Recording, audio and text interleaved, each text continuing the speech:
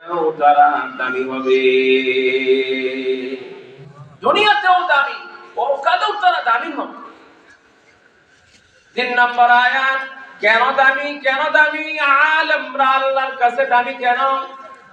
আল্লাহ পাক কোন আয়াতের মধ্যে বলেন, ইন্নামা ইয়াখশাল্লাহা মিন ইবাদিহিল উলামা। আল্লাহ পাক বলেন, আলেমদের দামি হওয়ার কারণ হচ্ছে আলেমরা আল্লাহকে বেশি ভয় করে। যার মধ্যে ইলম যত বেশি, জ্ঞান যত বেশি, ওই ব্যক্তি আল্লাহকে ভয় করে বেশি। আপনাদের দেশে বড়ই গাছ আছে না? বড়ই গাছ চিনেন তো? আছে বড়ই গাছ? আম গাছ আসেনি? যখন বড়ই গাছে বড়ই ধরে, তখন বড়ের ডালগুলো আর উপর দিকে থাকে না, আস্তে করে নিচের দিকে ঝুলে যায়। ঠিক না কথা? আম গাছে যখন আম ধরে, আমের ডালগুলো উপর দিকে থাকে না, নিচের দিকে ঝুঁকে পড়ে। ধান গাছ ধান হওয়ার আগে, গম গাছ গম হওয়ার আগে আসমানের দিকে তাকায় থাকে। যখন ধান গমের শীষ বাহির হয়, যখন বাড়তি হতে থাকে, পরিপক্ক হতে থাকে, তখন আর উপরের দিকে তাকায় থাকে না, মাথা নিচু করে নিচের দিকে ঝুলে যায়। কথা বুঝলেন না? তাহলে যতক্ষণ তার মধ্যে ফল আসে নাই, ততক্ষণ তার মধ্যে কেমন জানি অহংকার সে দাঁড়ায় আছে। যখন তার মধ্যে ফল এসে গেছে, তখন তার মধ্যে অহংকার কমে গেছে, সে নিচের দিকে মাথা নিচু করে দিয়েছে, আমি আর অহংকার করতে চাই না। ঠিক তদ্রুপ কোরআন এবং হাদিসের ইলমের আসর হচ্ছে, যার মধ্যে কোরআনের ইলম ঢুকবে, যার মধ্যে হাদিসের ইলম ঢুকবে, যার মধ্যে ইলমে ওয়াহী মিল্লাতুল্লাহ ইলম ঢুকবে, তার মধ্যে অহংকার থাকবে না, সে তাওয়াজু, নম্র হয়ে যাবে, এবং এর মাধ্যমে মহান আল্লাহর ভয় তার মধ্যে ঢুকে যাবে। আল্লাহ পাক যাদেরকে ইলম দিয়েছেন তারা বড় সম্মানিত হয়েছেন, যাদের ভিতরে ইলম আছে তারা বড় সম্মানিত। যার মধ্যে যত বেশি জ্ঞান তার সম্মান তত বেশি। সুবহানাল্লাহ বলে। যার মধ্যে যত বেশি জ্ঞান তার মর্যাদা তত। আপনারা বলতে পারবেন পৃথিবীর মধ্যে, সমগ্র আলমের মধ্যে সবচাইতে বড় আলেম কে? বলতে পারবেন? আল্লাহ। সুবহানাল্লাহ বলেন। কে সবচাইতে বড় আলেম? কে? আল্লাহ। আল্লাহু আকবার বলেন। আল্লাহু আকবার। সবচাইতে বড় আলেম মহান আল্লাহ। আল্লাহ পাক বলেন, আলিমুল গায়বি ওয়াস শাহাদা। আল্লাহ পাক দৃশ্য অদৃশ্যের সব জ্ঞান জানেন। যত বড় ডাক্তার হোক না কেন, যত বড় ডক্টর ইঞ্জিনিয়ার হোক না কেন, যদি এখানে বসা থাকে, ডাক্তার সাহেবকে বলা হবে 40 বছর ধরে গবেষণা করো, তুমি ডক্টরি পড়ো, বলো তো ওই ওয়ালের পাশে কি আছে, কি হচ্ছে? বুঝে থাকলে বলেন, যত বড় ডাক্তার হোক, ওয়ালের ওই পাশে কি হয় বলতে পারবে? বলতে পারবে না। কিন্তু আমার আল্লাহ পাকের জ্ঞান এবং ইলম এত বেশি, এত মর্যাদাওয়ালা। আল্লাহ পাক সামনেও দেখেন, পেছনেও দেখেন, দেখা যায় এটাও দেখেন, যেটা দেখা যায় না ওটাও দেখেন, যেটা অন্তরের মধ্যে আছে জবান দিয়ে যা বলে তাও দেখেন। অন্তর এই চামড়া, চামড়ার উপরে গোশত, এই গোশতের ভেতরে কলব নামক একটা গোশতের টুকরা আছে। এই কলব গোশতের টুকরার মধ্যে মানুষ যা চিন্তা করে, আমার আল্লাহ ওই চিন্তাও জানে। ইন্নাহু আলিমুন বিযাতিস সুদূর।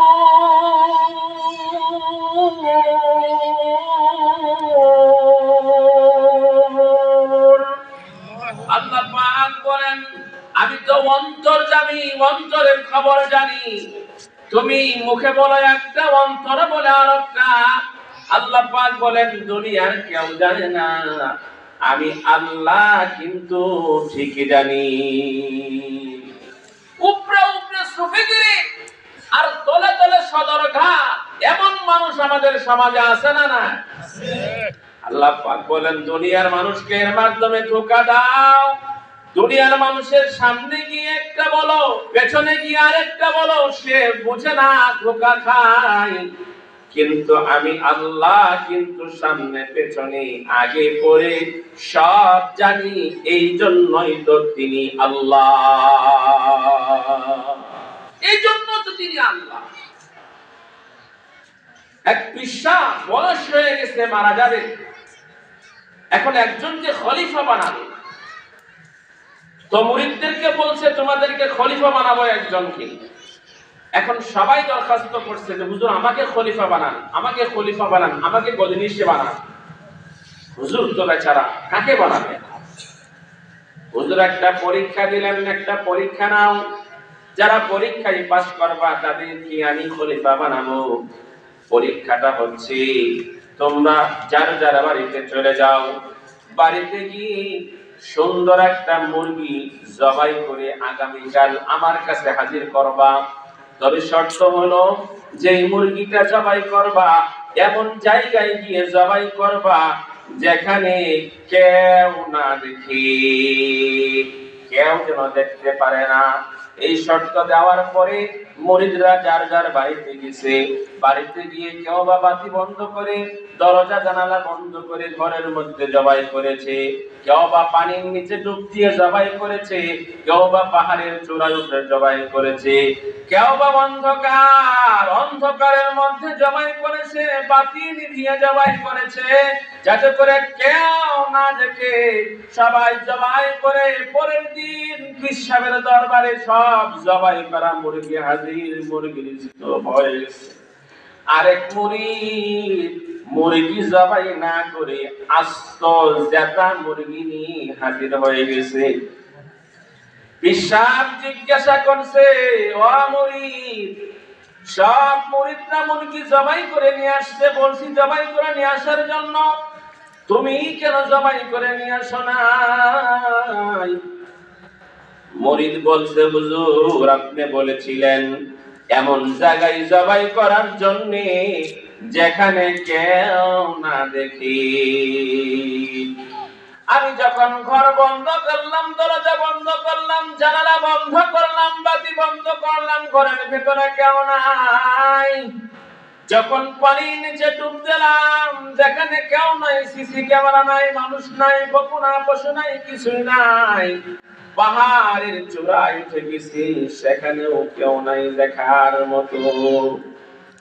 কিন্তু আমি যখন জবাই করতে শুরু করব, তখন আমাকে দেখি দুনিয়ার কেউ আমাকে দেখে না, কিন্তু দুনিয়ার মালিক, আরশের মালিক, লৌহ কলমের মালিক, সপ্ত আসমানের মালিক, সপ্ত জমিনের মালিক মহান আল্লাহ, ওই আল্লাহ যেন আমার দিকে তাকিয়ে আছে। আপনি তো বলেছিলেন কেউ যেন না দেখে, আমি দেখলাম দুনিয়ার কেউ না দেখলেও দুনিয়ার মালিক, সমস্ত মালিক, বস্তুর মালিক আল্লাহ আমার দিকে তাকিয়ে আছেন। এই জন্য কেউ যেন না দেখে, এই শর্ত না পাওয়া যাওয়ার কারণে মুরগি জবাই করতে পারি নাই। মুরগি আপনার দরবারে আস্ত জ্যান্ত অবস্থায় হাজির করেছি। পীর সাহেব বলেছে যারা মুরগি জবাই করে নিয়ে আসছো, দুনিয়ার কেউ না দেখলো তোমাদেরকে কি আল্লাহ দেখে নাই? কয় হ দেখছে। তাহলে বোঝা গেল তোমরা পূর্ণাঙ্গ খলিফা হওয়ার যোগ্যতা অর্জন করো নাই, তোমাদের ভিতরে আল্লাহ পাকের ভয় ভালো করে ঢোকে নাই।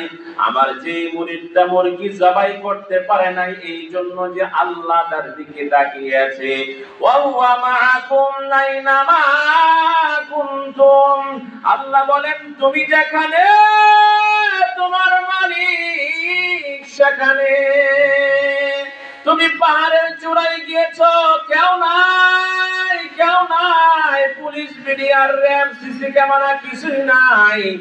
সেখানেও আমার আল্লাহ আছেন না নাই? তুমি যাদের দেশে গেছো সেখানে কোনো সিসি ক্যামেরা নাই, সেখানে কোনো পুলিশ, পিডিআর, র‍্যাব, প্রশাসন কিছুই নাই, কোনো মানুষজন, জীবজন্তু কিছুই নাই, কিন্তু আমার আল্লাহ সেখানে আছেন না নাই? বিশ্বাসে বলছে যেই বেচারা মুরগি জবাই করতে পারে নাই ওই আসলে পীর হওয়ার যোগ্য। জোরে বলেন সুবহানাল্লাহ। আল্লাহ সব জায়গায় আছেন না না? এই জন্য সবচেয়ে বড় আলেম কে বলেন তো? হয় না, আওয়াজ না, জোরে বলেন। সবচেয়ে বড় আলেম কে? সুতরাং সামনে আমি অপরাধ করি আর পেছনে করি, সামনে করি পেছনে করি, দেখায় করি না দেখায় করি, মুসলমান মনে রাখবেন কেউ দেখে না, কেউ দেখে না, কেউ দেখে না, দেখেন আমার আল্লাহ। কেউ শুনে না, কেউ শুনে না, কেউ শুনে না, শুনেন আমার আল্লাহ। इश्क बा मुर्दाना बाशद पायदार, इश्क राबा हय्युमा क़य्यूमेदार, इश्क राबा हय्युमा क़य्यूमेदार। যেহেতু আল্লাহ পাক সবচেয়ে বড় আলেম, এই জন্য সব কিছুর মধ্যে কার সম্মান বেশি? যারা বলেন আল্লাহকে সম্মান করলে মুসলমান আল্লাহকে যে গালি দেয়, কটূক্তি করে, আল্লাহকে অবজ্ঞা করে, আল্লাহকে মানে না, সে বেঈমান কাফের হয়ে যায়, তার জন্য জাহান্নাম অবধারিত হয়। এই জন্য আল্লাহ যেহেতু সবচেয়ে বড় সম্মানী, এই জন্য আল্লাহ বড় আলেম, এই জন্য সবচেয়ে সম্মানী হলেন আল্লাহ। আল্লাহ পাক বলেন আমার পরে পৃথিবীর মধ্যে সবচেয়ে বড় আলেম জনাবে মুহাম্মদুর রাসূলুল্লাহ সাল্লাল্লাহু আলাইহি ওয়াসাল্লাম। নবীজি বলেন উতিতু ইলমাল আউয়ালিন ওয়াল আখিরিন, আমাকে পূর্ব এবং পরের সমস্ত মানুষের ইলম দেওয়া হয়েছে। আদম নবী থেকে সমস্ত নবীরা যে ইলম জানতো, সমস্ত উম্মতরা যে ইলম জানতো, বিশ্ব নবীর পর থেকে পরবর্তী প্রজন্ম কিয়ামত পর্যন্ত যত মানুষের ইলম, ডাক্তার, ডক্টর, ইঞ্জিনিয়ার, সবার ইলম মিলাইলে যা হবে আমার বিশ্ব নবীর ইলম তার চাইতে বহু গুণ বেশি। এই জন্যই তো আল্লাহ পাক বড় আলেম, তার মর্যাদা সবার উপরে, এরপরে বড় আলেম বিশ্ব নবী। এই জন্য বিশ্ব নবীর মর্যাদা আল্লাহর পরে, সুবহানাল্লাহ, আল্লাহ পাকের পরে বিশ্ব নবীর মর্যাদা এবং সম্মান। আল্লাহ পাক আদম নবীকে বানাইলেন, বানানোর পরে সবার আগে তিনি ইলম শিক্ষা দিলেন। ইলম শিক্ষা দেওয়ার কারণে, আলেম হওয়ার কারণে আল্লাহ পাক তিনটি পুরস্কারে ভূষিত করলেন। কয় পুরস্কার? জোরে বলেন, কয় পুরস্কার? আদম নবীকে জান্নাতের মধ্যে আল্লাহ কয়টি পুরস্কার দিয়েছেন? এক নম্বর পুরস্কার, আল্লাহ রাব্বুল আলামিন প্রথমে ফেরেশতাদের সঙ্গে মশওয়ারা করেছিলেন, ফেরেশতারা আমি আদমকে বানাইতে চাই, তোমরা কি বলো? ফেরেশতারা বলেছিল আদম বানানোর দরকার নাই, দুনিয়ার মধ্যে গিয়ে মারামারি, হানাহানি, কাটাকাটি, অন্যায় বিচার করবে, হিংসা বিদ্বেষ করবে। এই হিংসা বিদ্বেষ, মারামারি, কাটাকাটি আমাদের মধ্যে আছে না নাই? সবচাইতে বেশি হিংসা বিদ্বেষ আর মারামারি ভাইয়ে আর ভাইয়ে, কথা কোন ঠিক? কোন জায়গায়? ভাইয়ে আর ভাইয়ে, বনে আর ভাইয়ে, এর মধ্যে হিংসা বিদ্বেষ আর মারামারি বর্তমান জামানায় বেশি। কথা বলেন, ভাই ভাই মারামারি তো আছেই বাপের জমি নিয়ে, আবার বোনের সঙ্গে মারামারি হয় কি জন্য? ভাইরা চায় ভাগটা একটু বেশি নেওয়ার জন্য, আর বোনরা চায় যে আমাদের প্রাপ্য আমাদেরকে দিয়ে দাও, লাগছে মারামারি। কথা কারণ ঠিক নেই, এখন আর সম্পর্ক নাই, ভাই আর বোনের কোনো নামই নাই, সম্পর্ক নাই। আছে না? একদল ক্ষমতায় আসে আরেক দলকে এমন ভাবে প্রতিহত করে, গুম খুন হত্যা অন্যায় বিচার করে এদেরকে নিষ্পেষিত করে। আবার আরেক দল ক্ষমতায় আসে, তারা একই কাজ করে। কথা বলেন ঠিক কি? ফেরেশতারা বললেন দরকার কি এরা দুনিয়ায় গিয়ে মারামারি পারাপারি হানাহানি কাটাকাটি অন্যায় বিচার করবে? দরকার নাই, আমরা আপনার জন্য যথেষ্ট। 24 ঘন্টা খাই না, পান করি না, বিবাহ নাই, শাদী নাই, ঘর নাই, বাড়ি নাই, ব্যাংক নাই, ব্যালেন্স নাই, সর্বদাই আমরা আপনার প্রশংসা, আপনার তাসবিহাত করতে থাকি। বনি আদমকে আল্লাহ আপনি সৃষ্টি করেন না, কিন্তু আল্লাহ পাক বললেন তোমরা যা বলেছো তোমাদের কথা ঠিক নয়। ইন্নী আ'লামু মিনাল্লাহি মা লা তা'লামুন, আমি যা জানি তোমরা কিন্তু তা জানো না। আল্লাহ পাক এদের কথা না শুনে বনি আদমকে বানাইলেন। আদম আলাইহিস সালামকে বানানোর পরে সমস্ত কিছুর জ্ঞান আদম মধ্যে ঢুকায় দিলেন। ঢুকানোর পরে তাকে আলেম বানাইলেন। আলেম বানাইয়া ফেরেশতাদেরকে সামনে রাখলেন, আদম নবীকে সামনে রাখলেন। সামনে রেখে কিছু বস্তুকে সামনে রেখে ফেরেশতাদেরকে বললেন, ও ফেরেশতারা বলো তো এই বস্তুর নাম কি, ওই বস্তুর নাম কি, এই বস্তুর নাম কি? ফেরেশতারা বলছে ক্বালু লা ইলমা লানা, আমাদের কোনো ইলম নাই, আমরা জানি না। আল্লাহ পাক আদমকে বললেন, হে আদম বলো তো এগুলোর নাম কি, এটার নাম কি, এটার নাম কি, এটার নাম কি? আদম আলাইহিস সালাম সবগুলোর নাম বলে দিলেন। আদমকে আল্লাহ কুদরতিভাবে আলেম বানায় দিলেন। যেহেতু তিনি আলেম আর ফেরেশতারা আলেম নয়, আলেম হওয়ার কারণে আদমকে আল্লাহ পাক 3টি পুরস্কার ঘোষণা করলেন। কয়টি পুরস্কার? জোরে বলেন, কয় পুরস্কার? শুনবেন, সকলেই শুনবেন। 1 নাম্বার পুরস্কার, আল্লাহ পাক বললেন, এ ফেরেশতারা দেখো, তোমরা আদমকে বানাইতে নিষেধ করেছিলা, আদম হওয়ার পরে বড় আলেম হয়ে গেছে, তোমরা কিছুই জানো না। সুতরাং যে আলেম তার সম্মান বেশি, তাকে সম্মান করতে হয়। আল্লাহ পাক সম্মানের সেজদার জন্য 1 নম্বর হুকুম দিলেন, উসজুদু লিআদামা ফাসাজাদু ইল্লা ইবলিস। আল্লাহ পাক বলেন, এ ফেরেশতারা সবাই আদমকে সিজদা করো। সবাই সিজদায় লুটিয়ে পড়েছে, ইল্লা ইবলিস, ইবলিস শয়তান দাঁড়ায় আছে, সিজদা করে না। আল্লাহ পাক জিজ্ঞাসা করলেন, মা মানাআকা আন তাসজুদা লিমা খালাকতু বিয়াদাই ইসতাকবারতা আন কুনতা মিনাল আলিন। এ শয়তান, আমি বললাম সিজদা করার জন্য, আদমকে কেন সিজদা করলে না? আদমের সামনে সিজদা না করার কারণে তোমার বেয়াদবি হয়ে গেছে। তাড়াতাড়ি বলো কি জন্য সিজদা করো নাই? ইবলিস বলছে, আমার একটা যুক্তি আছে, যুক্তি।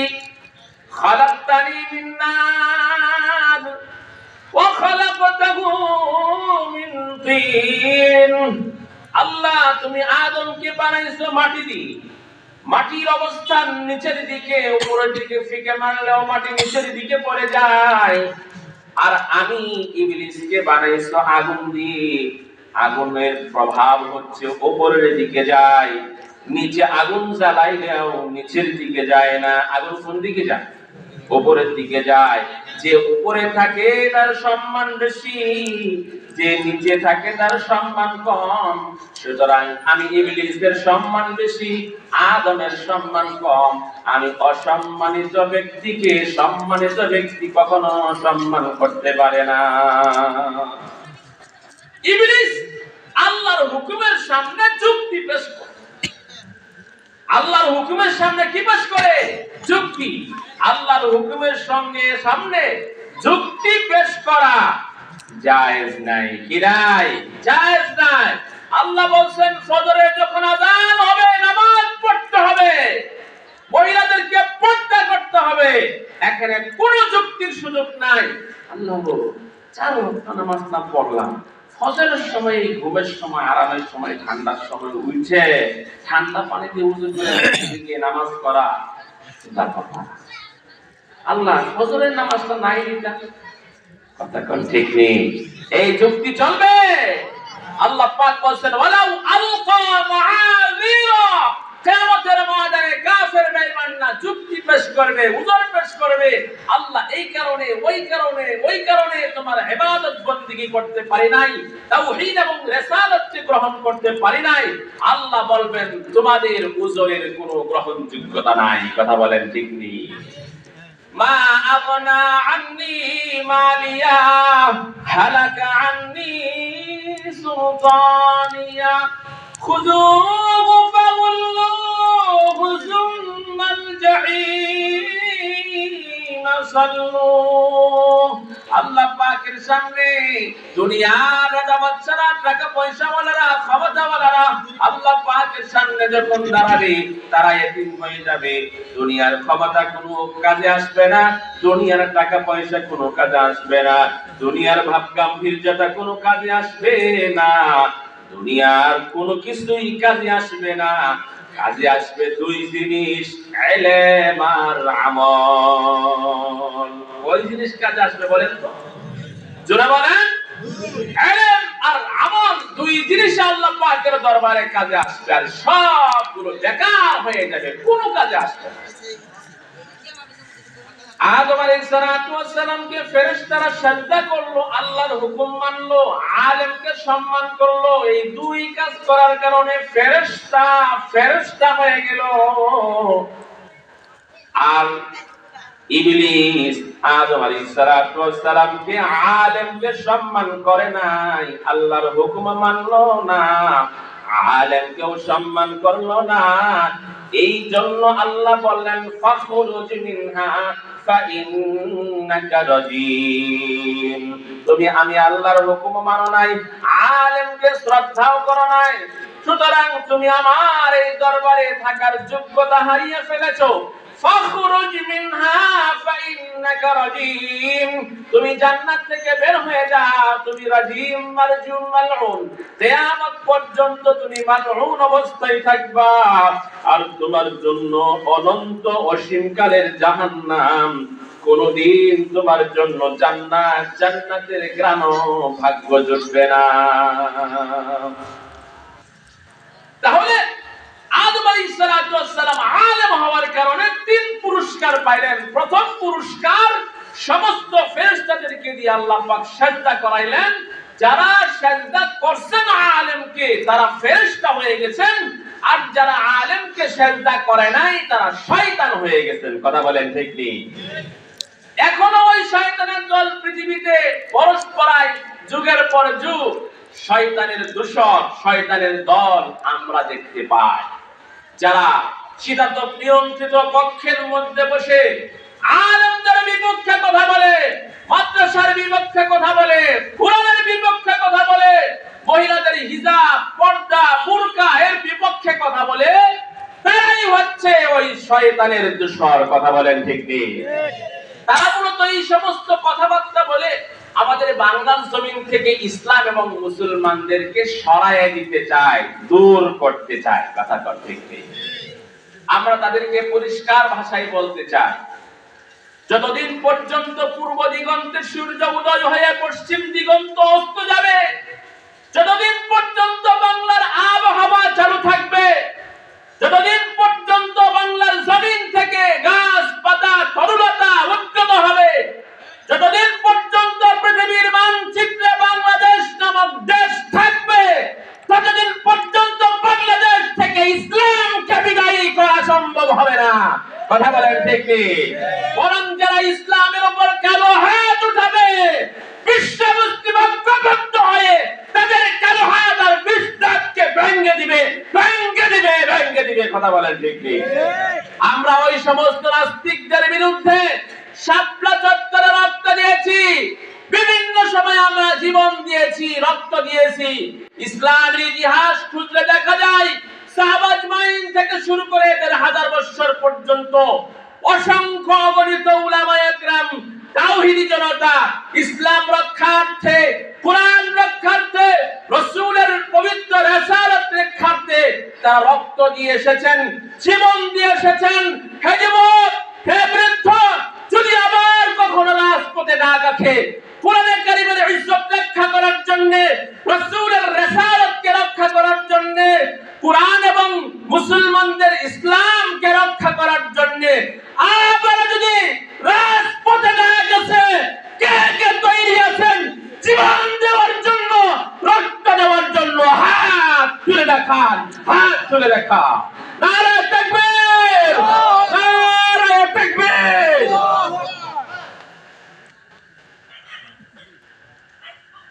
কোরআন যখন পৃথিবীতে এসেছিল, অন্ধকার যুগ, বর্বর জাহিলি যুগ, যেই যুগের মধ্যে নেই বলতে কিছু ছিল না।